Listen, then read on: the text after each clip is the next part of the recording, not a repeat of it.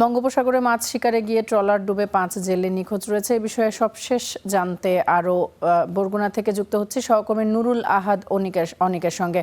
অনিক, যে ৫ জন জেলে নিখোঁজ রয়েছেন তাদের উদ্ধারে তৎপরতা কেমন লক্ষ্য করছেন এবং তাদের স্বজনরা কি বলছেন?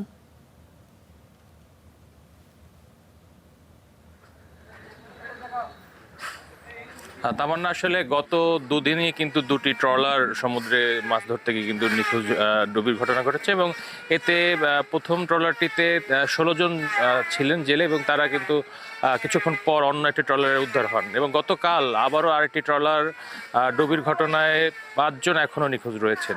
আমরা স্থানীয়ভাবে যোগাযোগ করেছি, তবে যে ৫ জন নিখোঁজ হয়েছেন তাদের পরিচয় এখনও নিশ্চিত হওয়া যায়নি। তবে যে পাথরঘাটার যে ট্রলার মালিক সমিতি আছে বরগুনা জেলার, তারা ইতিমধ্যেই দুটো ট্রলার তাদেরকে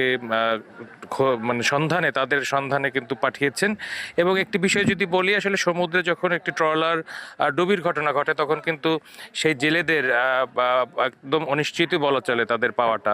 সেক্ষেত্রে আবার অনেক সময় আমরা দেখেছি যে অনেক ক্ষেত্রে কাকতালীয়ভাবে অনেক জেলে প্রায় দীর্ঘক্ষণ সমুদ্রে বিভিন্ন তাদের যে বয়া থাকে সেগুলো নিয়ে ভেসে থেকে অন্য ট্রলার যদি পাওয়া যায় সেই ক্ষেত্রে তাদের অনেক সময় পাওয়া যায়। আমরা এখন যে ঘাটটিতে রয়েছে এই মুহূর্তে অনেকগুলো ট্রলার সমুদ্রে বৈরী আবহাওয়ার কারণে কিন্তু তীরে ফিরে এসেছে। তারা বলছিলেন যে কোনো আবহাওয়ার কোনো সতর্ক বার্তা না থাকলেও সমুদ্র বর্তমানে খুব উত্তাল রয়েছে এবং যদিও এখন ইলিশের ভরা মৌসুম চলছে, এই জন্য প্রায় অনেক জেলেই সমুদ্রে গিয়েছিলেন মাছ ধরতে, কিন্তু এই বৈরী আবহাওয়ার যে সমুদ্র উত্তাল থাকার কারণে অনেক বোট মাছ ধরতে না পারে তারা এখন তীরে ফিরে আসছেন।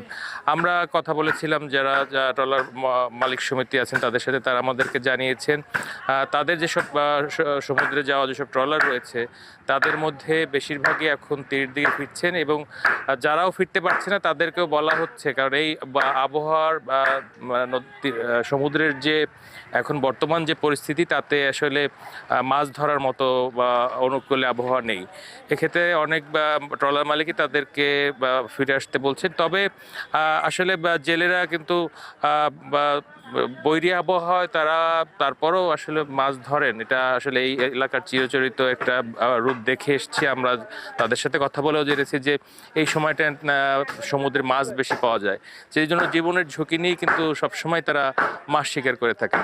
আর একটা বিষয় যদি বলে থাকি যে সবশেষ আমরা যদ্দূর জানতে পেরেছি ওই ট্রলারটির নাম ছিল এবি বরকত এবং সেই ট্রলারটিতে যে ১৩ জন মাঝি ছিল তার মধ্যে ৮ জনকে উদ্ধার করে তাদেরকে বরগুনা ফিরিয়ে নিয়ে আসছে এবং ওই ৫ জনের খোঁজ এখনো চলছে। এই ছিল বরগুনা থেকে ট্রলার নিখোঁজের সবশেষ। তামান্না, অনেক অসংখ্য ধন্যবাদ আপনাকে আমাদের সঙ্গে যুক্ত হবার জন্য।